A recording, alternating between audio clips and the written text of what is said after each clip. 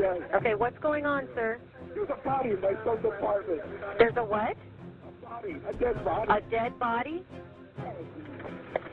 The emergency call we just heard came after a horrific discovery in an apartment complex. After a thorough investigation, the detectives thought they had the culprit cornered, but they encountered an unexpected twist. In our first case, we investigate a mysterious murder and follow the investigation through to its resolution and the arrest of the culprit. We'll also witness the tragic events that unfolded for a young woman on what was supposed to be an ordinary trip and how the perpetrator was apprehended. Brace yourselves, we're stepping into the crime scene now. And insanity, okay?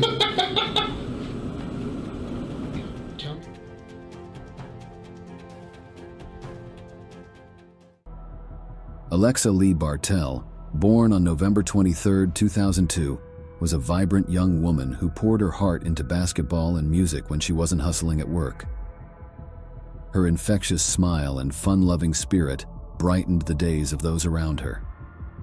As 2021 came to a close, she told her TikTok followers about her love life, gushing, "This year, I found the love of my life, and as we step into 2022 together, I'm head over heels for you, baby J."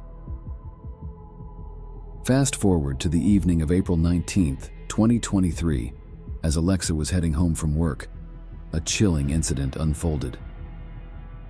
Uber driver Nathan Tipton was driving down Highway 93 when he heard a noise like a gunshot, causing him to pull over in alarm. Upon inspecting his vehicle, he was shocked to discover both front windows shattered, immediately alerting the authorities. Approximately 30 minutes later, during a phone call with a friend, Alexa was interrupted by a deafening noise that abruptly ended the call. Concerned when Alexa didn't respond to their messages, her friend used the Find My iPhone app to track her location, leading them to a field just south of Highway 128 in Colorado.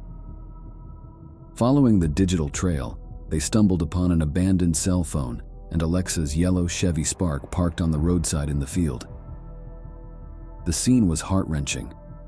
The car's front windshield was shattered, and Alexa's lifeless body was slumped in the driver's seat. Acting swiftly, the friend alerted Alexa's family and dialed 911, prompting the police to rush to the scene. Upon arrival, officers found Alexa in critical condition with a severe head injury, unresponsive, and barely holding on.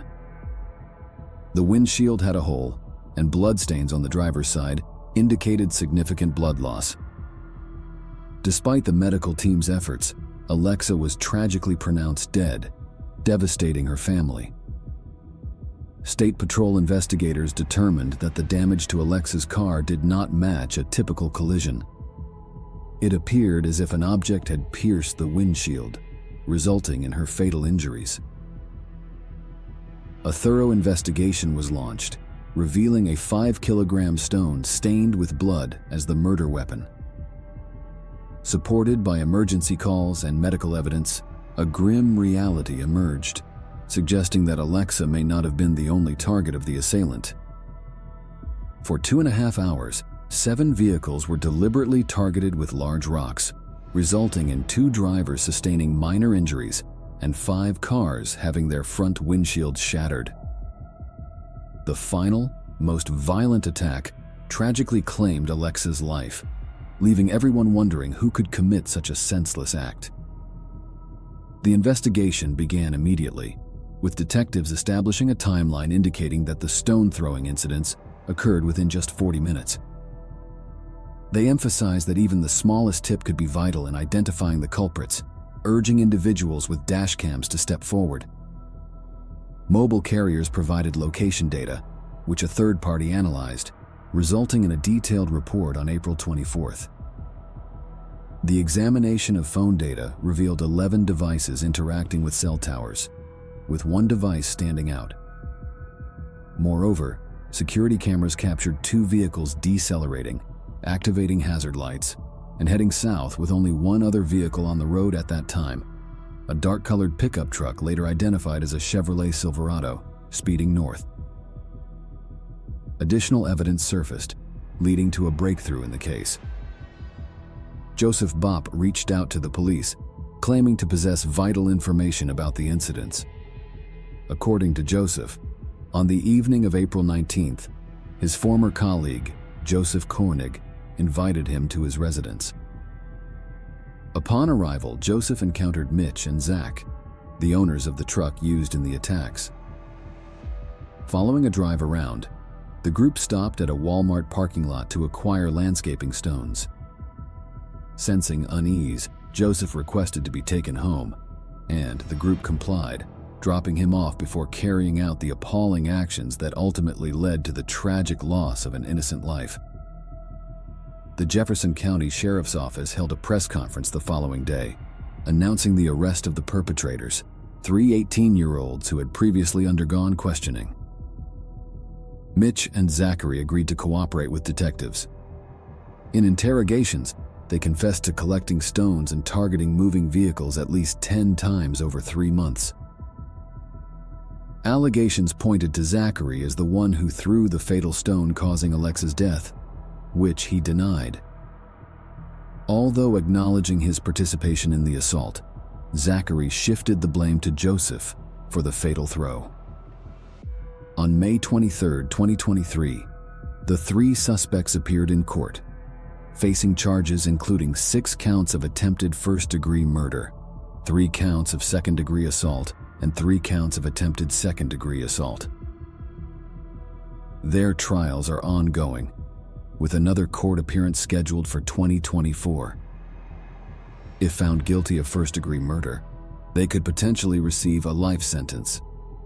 In the meantime, Alexa's family continues their pursuit of justice for her untimely passing.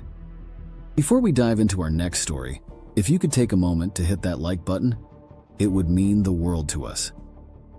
A single click for you is a huge boost of encouragement for us. We're off to Costa Mesa, a city in California with about 110,000 people.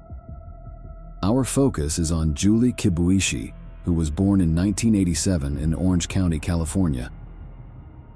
She had a deep love for dance and fashion design. Her vibrant personality made her popular with everyone who met her. One of her closest friends was Sam Herr, a 26-year-old former Army veteran known for his frugal ways. His buddies teasingly called him a cheapskate. Despite his thriftiness, Sam had saved over $60,000 since leaving the Army. He had dreams of going back to school and eventually re-enlisting to become an officer. When Sam returned to Southern California, he enrolled at Orange Coast College and soon met Julie. Their friendship blossomed as they navigated school together and helped each other with their studies. Some people speculated about the nature of their relationship, with a few thinking they were romantically involved. However, most, including Sam's father, believed they shared more of a sibling-like bond. Things took a dark turn on May 22, 2010. Julie went missing after a night out, causing immense worry among her loved ones as she couldn't be reached.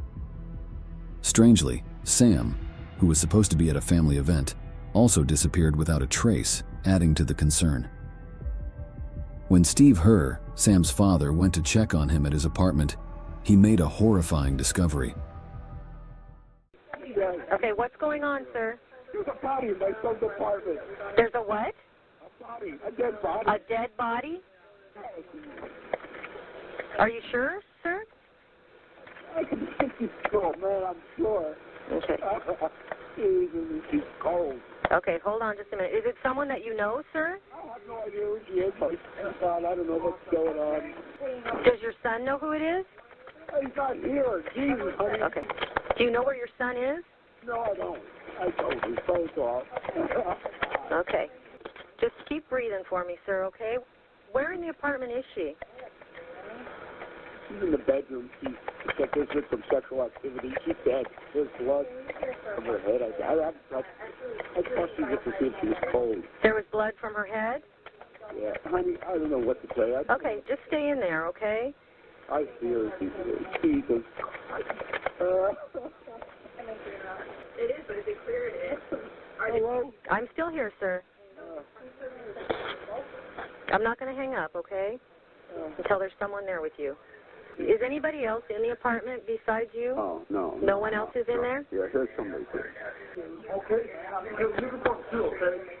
Who are you? Sir, who are you talking to now? Take off, please. Just go. Just go.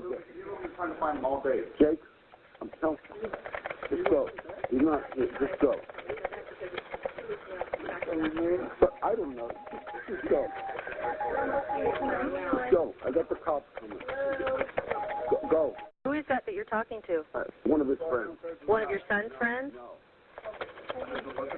Has Jake talked to your son today? No. I don't need you on the line, okay? I don't need you on the line. I'm good. Julie's lifeless body was found on Sam's bed with gunshot wounds to the back of her head. Sam was nowhere to be seen. During the police investigation at the scene, an important piece of evidence emerged from Julie's cell phone. Messages from Sam about spending time together that evening. Digging into Sam's past, detectives uncovered troubling information. He had been arrested at 19 in connection to a gang-related murder. While he was acquitted of the charge in 2004, his tumultuous history, along with suspicions of post-traumatic stress disorder from his military service, added layers of complexity to the case. During his time in Afghanistan, he faced intense fighting, lost comrades, and battled nightmares for months. Meanwhile, detectives crafted their own theories that initially seemed pretty cut and dry. They suspected Sam, with a past of violent offenses and mental health issues, of deceiving his friend Julie Kibuishi. According to the narrative, after Julie received a text message, she went to Sam's apartment. An argument ensued, and the situation escalated to Sam sexually assaulting and killing her. Yet, Sam's friends and family vehemently opposed this notion, arguing there was more to the story. Despite being accused of murder for 8 years, Sam was eventually acquitted in court. His family pointed out that he had turned his life around, distancing himself from negative influences, and his army comrades praised his impeccable conduct during service, depicting him as a model citizen. Witnesses who knew Sam and Julie denied any possibility of him causing harm to her. Nevertheless, detectives persisted in viewing Sam as the prime suspect. A widespread manhunt was launched to locate Sam after his sudden disappearance, with every move carefully monitored. Upon examining Sam's bank account, authorities found recent transactions, such as cash withdrawals, credit card purchases, and even pizza orders. Despite the anticipation of his surrender after the alleged crime, surveillance footage showed a different scenario. The footage from the ATM showed a slender young man, a striking contrast to the robust war veteran they were chasing. This led investigators to speculate that the person in the footage was an acquaintance of Sam's who had ordered the pizza at his place, prompting a police visit. When authorities knocked on the door, 17-year-old Wesley Freilich answered, but there was no sign of Sam. They found Sam's credit card in the house and promptly arrested Wesley, who confessed to using the card for transactions. He revealed that the true owner of the card was 26-year-old Daniel Wozniak, a well-known theater actor in local community theaters. Wesley disclosed a long-standing relationship with Daniel since middle school when his mother was their drama teacher, and they frequently socialized at the theater. Daniel owed Wesley money, and when he proposed using Sam's credit card to access funds, Wesley agreed without hesitation. As the police delved into Daniel's life, they discovered he was engaged to an actress named Rachel Buffett, and they were getting ready for their upcoming wedding. Surprisingly, both Daniel and Sam lived in the same apartment complex. Messages from Sam to Julie hinted that Sam had plans to help Daniel on the day they disappeared.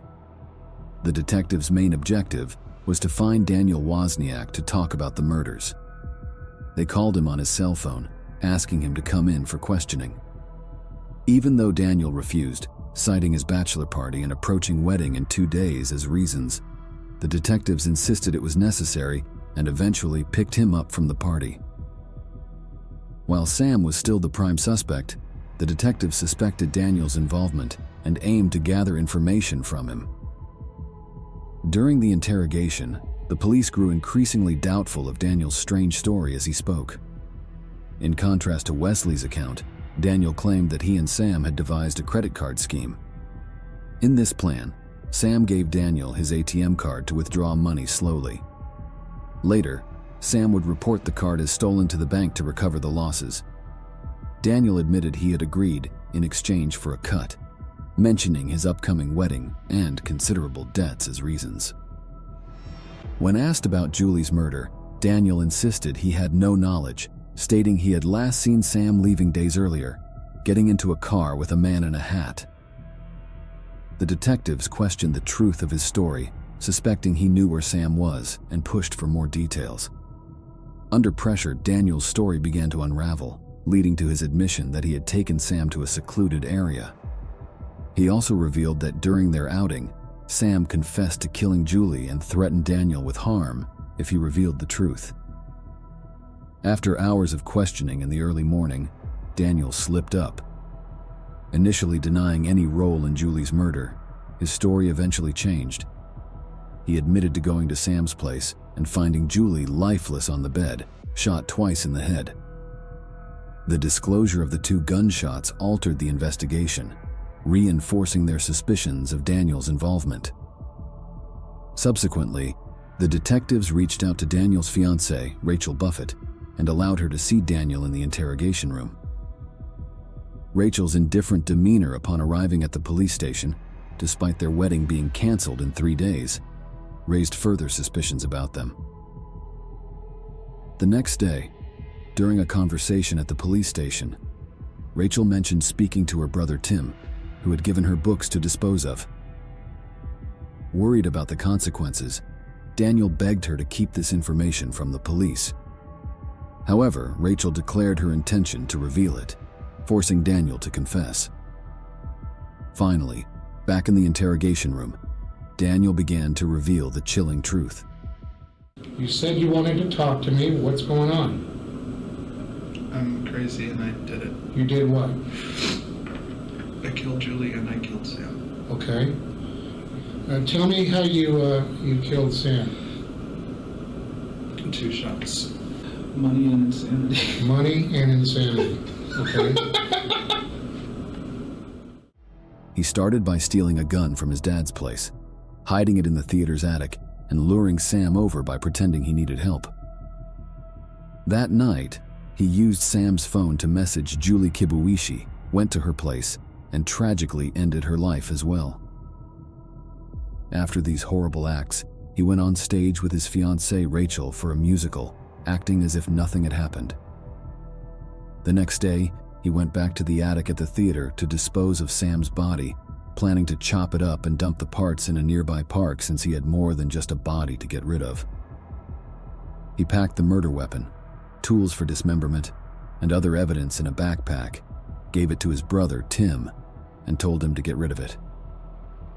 The motive for these chilling actions came down to financial problems.